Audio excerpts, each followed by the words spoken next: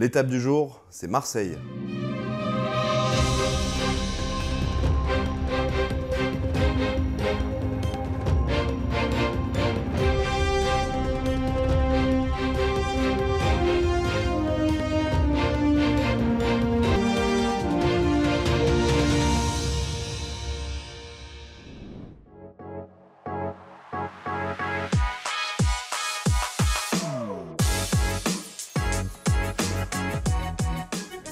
On continue notre tour de France en santé, on fait un stop à l'AP-HM. L'AP-HM, il y a un gros contrat, IAM AP-HM. Qu'est-ce que c'est que ce contrat?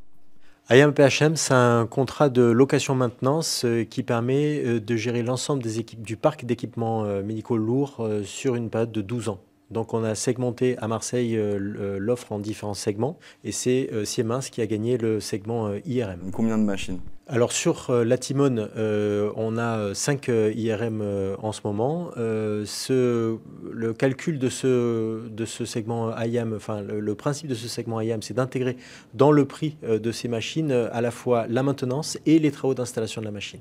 Donc ce qui nous a permis pour IAM AP-HM d'avoir un prix global et d'intégrer l'ensemble de ces coûts plus l'achat de l'équipement dans les loyers de IAM AP-HM. Cette IAM AP-HM permet également d'intégrer des nouveaux équipements. Donc nous avons un projet sur l'hôpital Nord et sur la Conception. Alors 5 machines réparties sur différents sites et très axées cliniques avec une grosse activité d'urgence. Comment on gère ça? Alors exactement, on fait partie, notre service d'accueil des urgences adultes fait partie d'un des plus gros services des urgences de France. Actuellement, notre parc à la Timone dispose de 5 IRM. Parmi ces 5 IRM, il y en a 2 qui sont 3 Tesla, les 3 autres sont 1,5 Tesla. On a pour le moment organisé les choses avec une IRM dédiée aux urgences. Sur cette IRM dédiée aux urgences sera faite donc les urgences vitales comme les AVC ischémiques, les suspicions de stroke. Sera faite aussi les patients porteurs de défibrillateurs et les patients de réanimation. Ensuite, on a une IRM dédiée aux hospitalisés de l'institution et on a 3 autres IRM qui sont dédiés aux patients dits consultants. 5 IRM actuellement, 3 à venir, mais de l'autre côté, il y a aussi le CEMREM qui fait partie du pôle imagerie avec l'IRM 7T et une IRM 3T de recherche. C'est quoi la dynamique justement entre toutes ces IRM? Ça permet d'avoir une plateforme commune et de pouvoir travailler, de pouvoir échanger dans un environnement clinique des séquences qui ont été développées dans des environnements de recherche.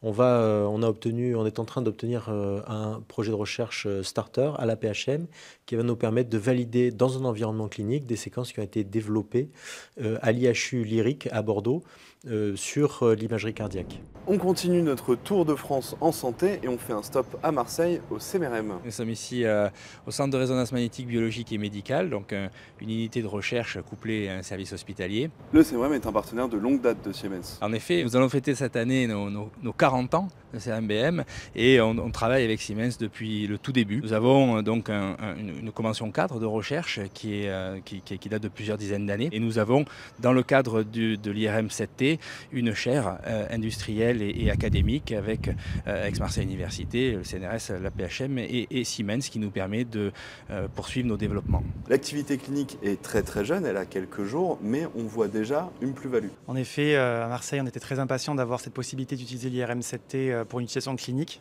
Ça fait plus d'une dizaine d'années qu'on travaille dans le secteur de la recherche sur l'IRM 7T pour faire des séquences qui vont apporter une plus-value aux patients. Et donc maintenant, c'est le cas, on peut le faire. Je suis obligé de commencer par l'épilepsie parce que c'est une pathologie qui a été à l'origine en fait et qui a grandi avec l'IRM 7T dans le sens où c'est cette pathologie-là qui a été ciblée comme étant une pathologie dans laquelle la plus-value allait être très importante. Donc on a pas mal de patients pour lesquels l'épilepsie est en rapport avec une anomalie focale du cerveau. Et donc pour l'observer, il nous faut de la résolution, du contraste. Et pour un certain nombre de patients, on pourrait estimer ça de l'ordre de 20%. On sait que lorsqu'on va faire une IRM 7T, on va révéler quelque chose qui va apporter une plus-value dans la prise en charge pour le bilan préchirurgical, pour détecter une anomalie. Des fois, ça peut être aussi dans l'autre sens, c'est-à-dire on avait une suspicion qu'on va infirmer avec l'IRM 7T.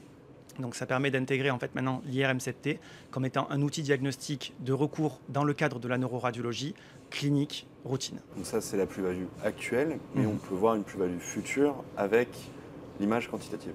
Tout à fait. On a beaucoup de perspectives de recherche clinique avec des débouchés à court terme. Ce qui révolutionne l'imagerie actuelle, c'est le quantitatif. C'est bien de voir les images avec les yeux, mais ça ne suffit plus pour une multitude de pathologies, notamment la pathologie neurodégénérative, la pathologie psychiatrique également. Et donc, il y a un travail énorme qui est fait à CT pour aller chercher des biomarqueurs dans les images quantitatifs pour mettre en évidence ce qui n'est pas visible par les yeux. Historiquement, vous avez des recherches sur le musculo-squelettique ici. Tout à fait. Alors déjà cliniquement, l'autorisation est également donnée pour faire explorer le genou. Donc on peut faire des IRM genou quotidiennes à l'IRM7T, plutôt pour une anomalie structurale du genou ligamentaire. Mais c'est tout à fait possible que dans un avenir proche, on puisse faire des explorations musculo-squelettiques, métaboliques pour le sportif de haut niveau ou pour des maladies génétiques avec altération du métabolisme musculaire complètement. Notre philosophie, c'est vraiment de travailler translationnel entre la recherche et la clinique. Et là, on a profité de l'avantage qu'avoir le 3T ici, c'est exactement la même machine qu'en dans l'activité clinique. Là, par exemple, on a des activités centrées sur des données normatives pour le développement des séquences qui sont facilement transférables entre la recherche ici et l'activité clinique. L'autre axe qui est très très important pour nous, c'est l'activité sur notre IRM7T. Et là, nous avons un grand travail déjà fait pour le développement des séquences, pour les approches multimodales, notamment aussi avec des approches par exemple l'imagerie de sodium, de phosphore, que nous espérons d'ouvrir dans certaines maladies à l'avenir, aussi dans un contexte clinique.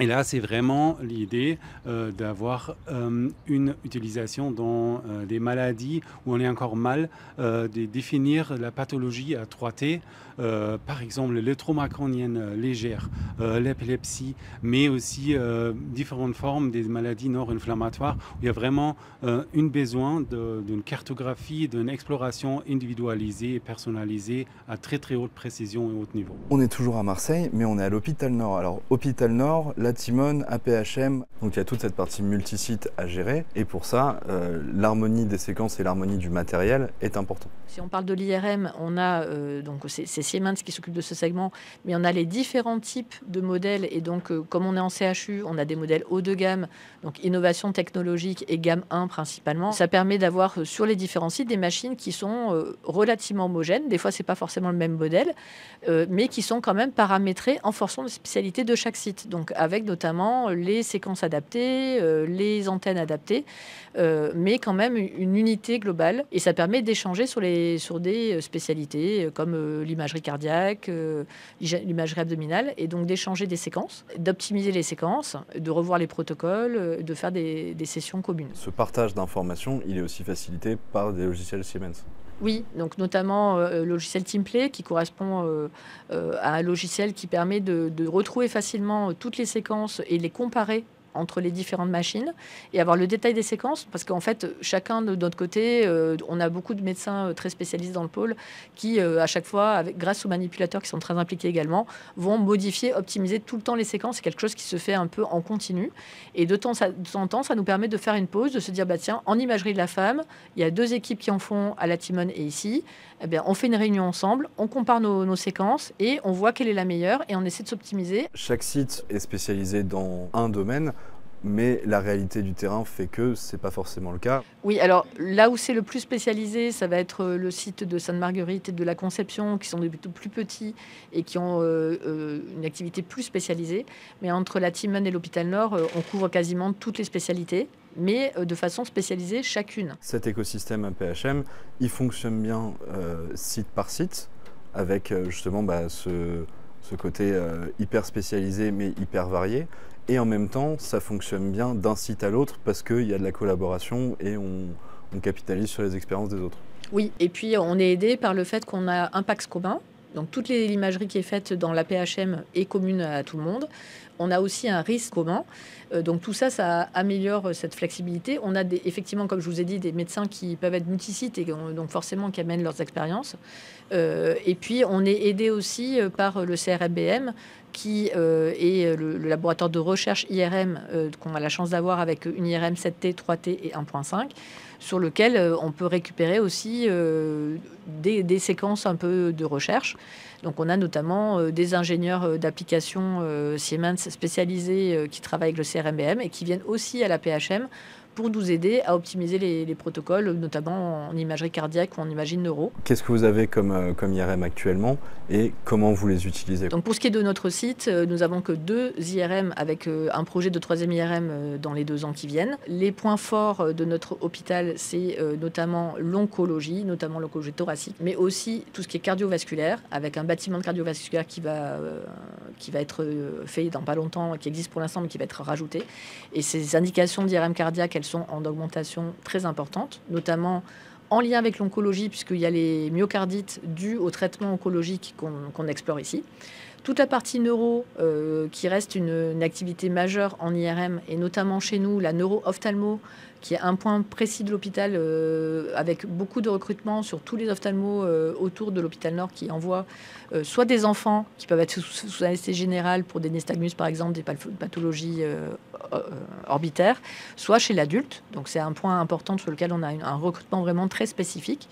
Et ensuite, l'oncologie en général, donc le digestif, l'urinaire, la prostate, l'oncologie gynéco. Donc tout ça, il faut arriver à les caser sur nos 2 machines. Donc on a une machine dans laquelle on va faire un peu plus d'hospitalisé d'urgence et de réanimation. On a un très gros plateau de réanimation parce qu'on est aussi un trauma center, on est le trauma center régional. Et ensuite, on a plus de pointes qui est plutôt sur l'IRM 3T, avec notamment les IRM cardiaques, la neuro, l'ostéo-articulaire. Voilà, donc c'est effectivement très varié, mais des vacations spécialisées. Il y a toute une partie où vous faites des IRM sous anesthésie générale.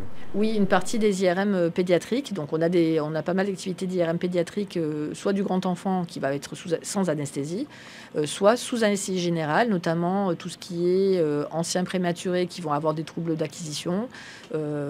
Essentiellement, c'est plutôt des retards d'acquisition.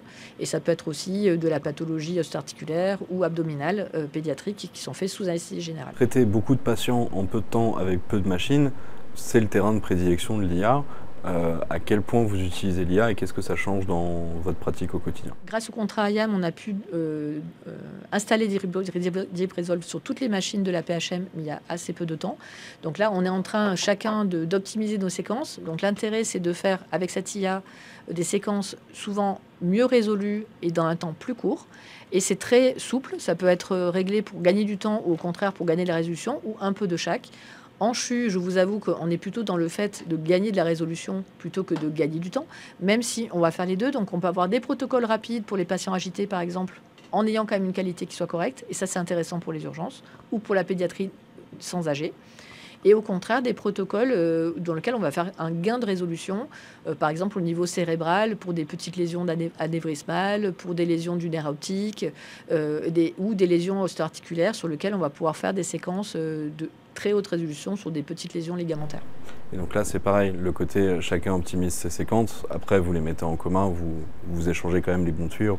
Oui, c'est exactement ça. Donc à la fois, les manipulateurs peuvent discuter entre eux, et puis on a aussi la possibilité d'échanger entre nous et on fait des réunions régulières par thématique, puisque les radiologues spécialisés par thématique sont sur plusieurs sites souvent.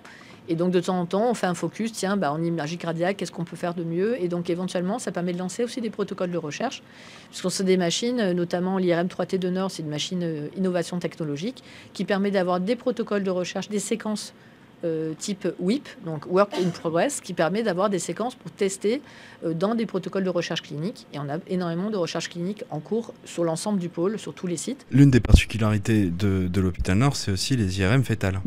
Oui, grâce au fait qu'on ait un pavillon mère-enfant avec une maternité niveau 3, on a une activité un peu spécifique qui concerne notamment les femmes enceintes, qu'on va explorer en IRM fétale, soit cérébrale, soit IRM fétale thoraco-abdominale, qui sont des examens spécialisés qu'on va faire de temps en temps en complément de l'échographie. Et on fait aussi, même si ce n'est pas de l'IRM, on fait beaucoup aussi de scanners fétales pour les maladies osseuses constitutionnelles, donc pour dépister des nanismes, notamment chez les enfants en prénatal.